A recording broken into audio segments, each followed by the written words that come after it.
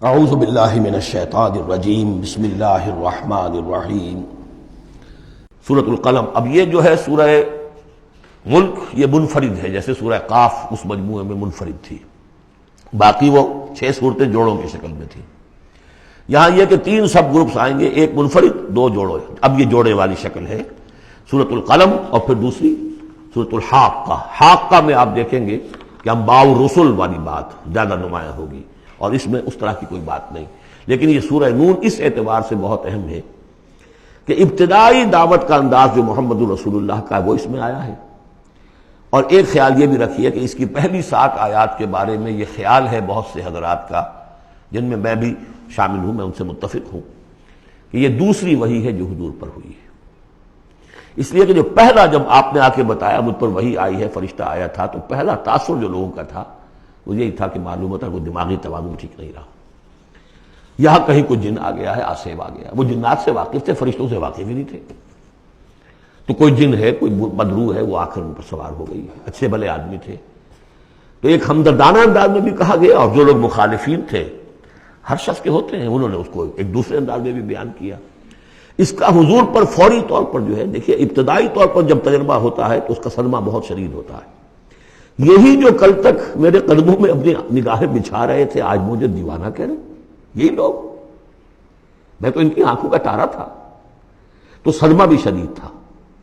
اس صدمے میں یہ آیتیں اتری ہیں حضور کی دلجوئی کے لیے۔ بسم اللہ الرحمن الرحیم، نون والقلم وما یسطرون۔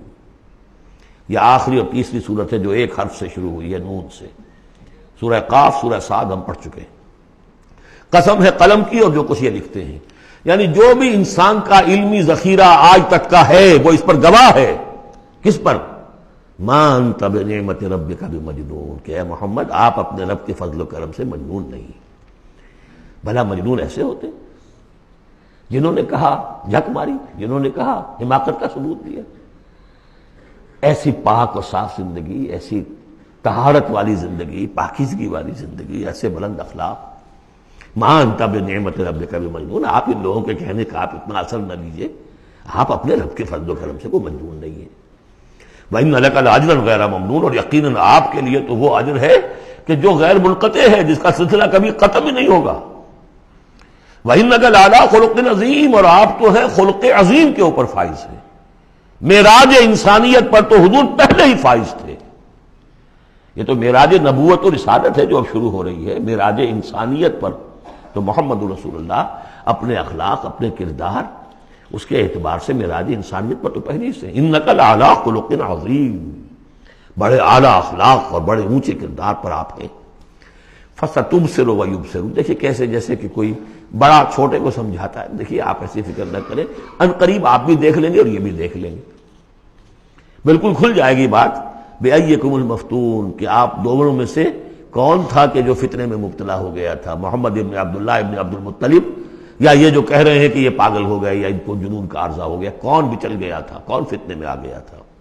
ان ربک هو اعلم بمن ضل عن سبیلہ، یقیناً تیرا رب خوب جانتا ہے کون اس کی راہ سے بھٹک گئے ہیں، وہو اعلم بالمہتدین، اور وہ ان کو بھی جانتا ہے جو ہدایت پر ہے۔ اللہ آپ جو کچھ کر رہے ہیں اللہ دیکھ رہا ہے۔ یہ 7 آیات ہیں کہ جو بہت سے حضرات کے نزدیک دوسری وحی ہیں جو محمد رسول اللہ پر ہوئی ہے۔ صدق اللہ العظیم۔